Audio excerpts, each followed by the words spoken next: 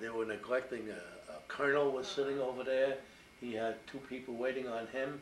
And originally we had 3, we had 6 and 8. Everybody was serving us for all these rupees. And when it was all through, we actually covered the table.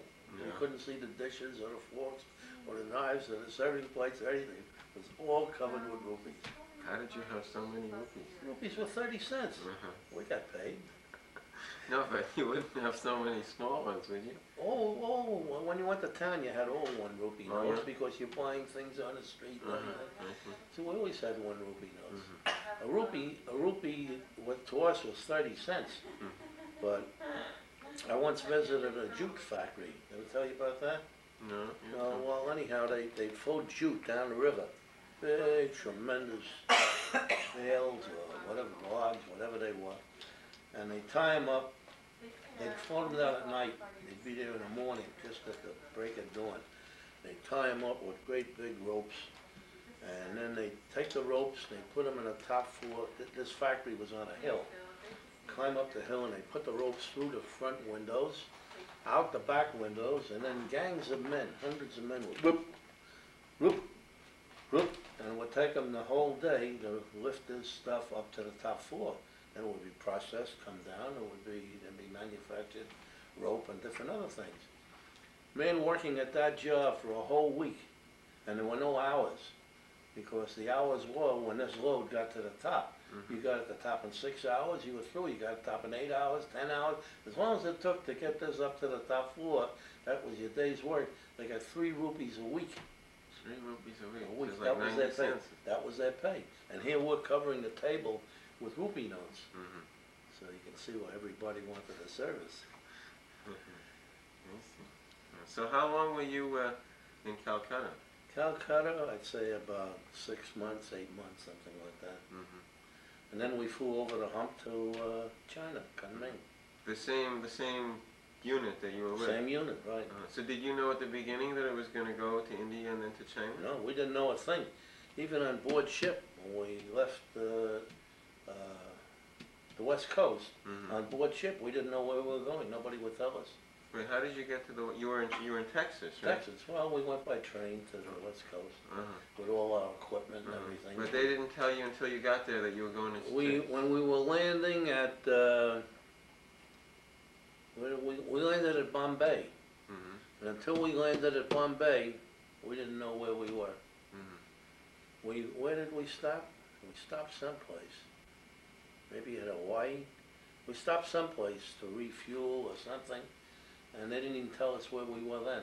But you must have been able to figure it out. We figured out that we're on our way to the Pacific.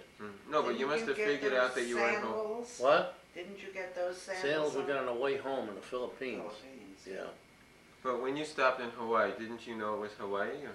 I don't think we did. No? You didn't know it was Hawaii? Didn't know it was so. We never got off the ship. No, but if you look around, didn't they have a good idea where it is? We docked offshore. You could hardly even see I the see. shore.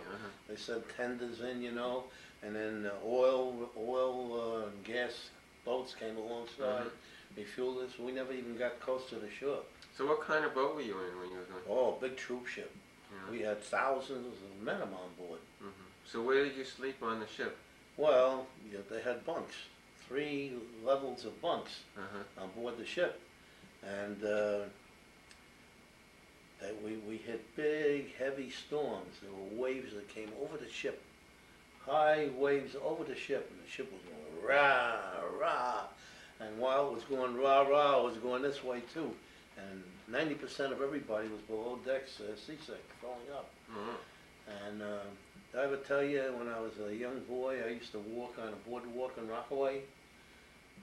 Well, I'd go out in the rain. I'd put on a slicker, and I'd walk along the boardwalk with my eyes half closed, and the water swirling all around me. I hear the bellboys out on the water, and I would make believe I'm on a ship out at sea. And then when it's actually out at sea, I borrowed some foul weather gear from one of the sailors, and I went above board, and the waves were coming over the ship, and I was getting doused.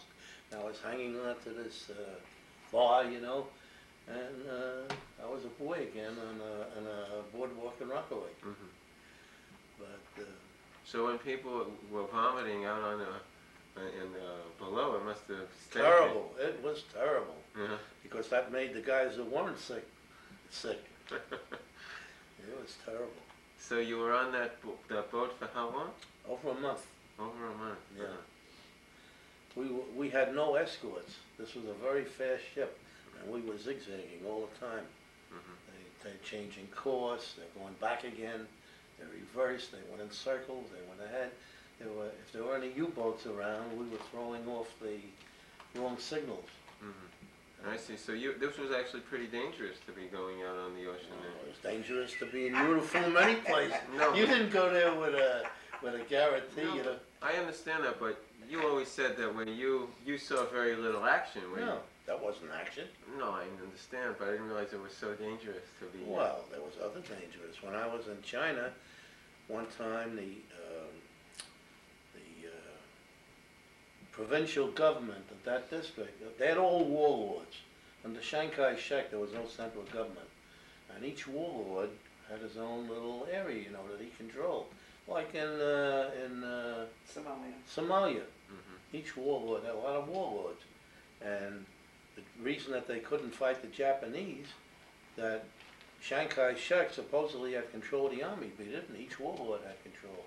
So when he'd say, "Okay, fellas, we're going to fight over here," each warlord would back up, let the other guy get his guys get killed, and then he would be stronger.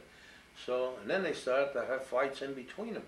I remember one time going to the mess hall, and Where was this? in Kunming, Mhm. and I can hear the ping, ping, ping of bullets hitting the building right behind me as I ran to the mess hall.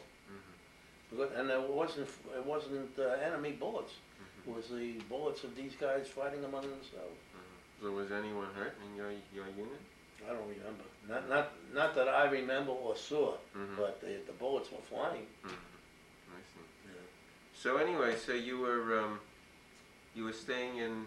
I forgot. How long were you staying in you stayed outside of Calcutta. Yeah, about 6 or 8 months. How did you get from Bombay to Calcutta? We flew over from Bombay by train. Uh-huh. Went across country by train, and these were also 3-decked bunks. And it was hot. Oh, was it hot.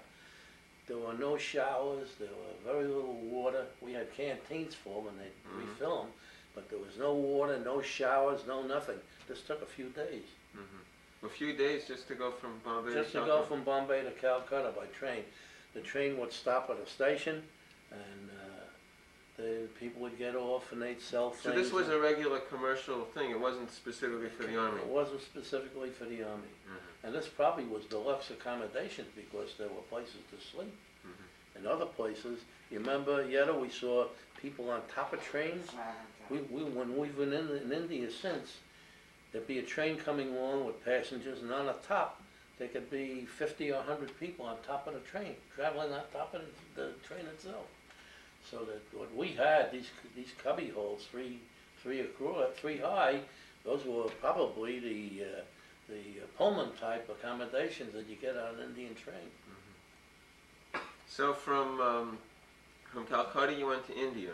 Calcutta, we went to China. I meant to China, yeah. Yeah. And where in China did you go? Kunming. To Kunming. And Your mother could tell you about and Kunming. how long did it take to go? Oh, just a few hours. Did you fly? Fly. We You flew flew. over the hump. You heard of the hump?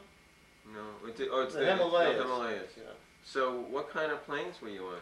There were these, what do they call them? C-47s or something. They were the workhorse of the Air Force. They were propeller planes? Propeller and jet, both combination. I see. Jet So- prop.